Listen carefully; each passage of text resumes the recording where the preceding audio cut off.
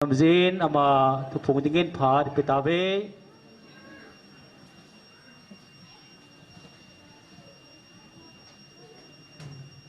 Masapinin patpa piu papatin thangwa na ka henpin nabon sawen ka ngai lut naw chebe ka henpeve phon lawa thu kho ta kaung din lo na hen phong masang kating hingjing hat chungnung pathinin a hin sol Gabriel kahi tunia nang hodinga ke panale lungmon na thu hat chungnung pathini hin sol kahi bove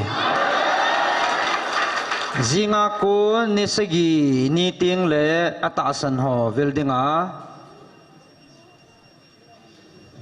hichichu nisagi hi haptakit Thursday ni hong heding hin zinga pat ati he zania chei phun deu hin zania ni ke phong man tapon zania pana chu isim panwa le ni segi chu next week Thursday lom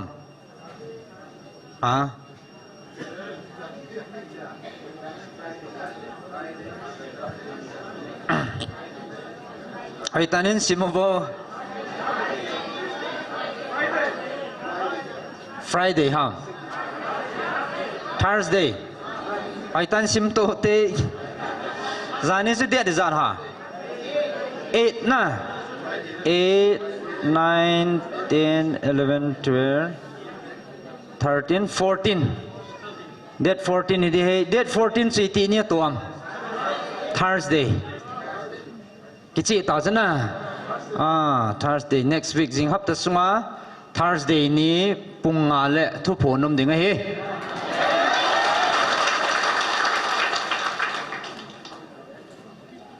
kichi namo chichu date 7 zani khalvini nilha zana chu hingjing ha chunung pathinin ehin sol Gabriel kahi ting Gabrielin thu yung se piu hin nang ho dinga ke panale lungmon na thu ha chunung pathinin sep thadinga hin sol ka hibove ati he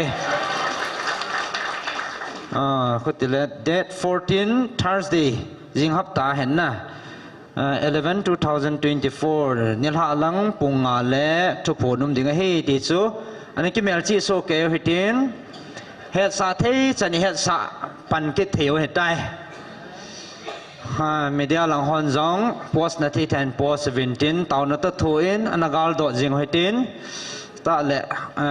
iza kai head ben nom ai lo la pochin nom patip nom hodingang bona ili movin pakai menin itim ve ikitim so ke ve ti chu thupun chamcha kan ne hentin chule tu ni he mi pi ho jang nomi sa so ke do ka ta sanen ai chu ngai lut ta ai so pi ho tibukim lo mi hiza to hen tu nia taw khom hevin lam kai pon jang phan han mangin pathinin e ngai lut na ho chung changa ho lim na to taw nei nei ho le lai sa ho chu tu nia he awi he gi di senin kamuin na no mi sa deu ka ta sanin ifilu chum be de ka ta sanin de den blind band musician hon jang perform han bol ven khomu lo wa he tia som hon guitar ho drum set ho an khat ho che vat na la pathin lo pin na hen na ei imwa jong i khat na le ki khian tu thei loi bo ven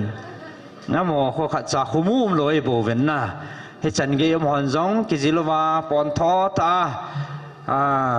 ani ki zil na ho tu ni mi pi ma ya in vat sa thei zal ven am ho chung a velin ki pa thu kan se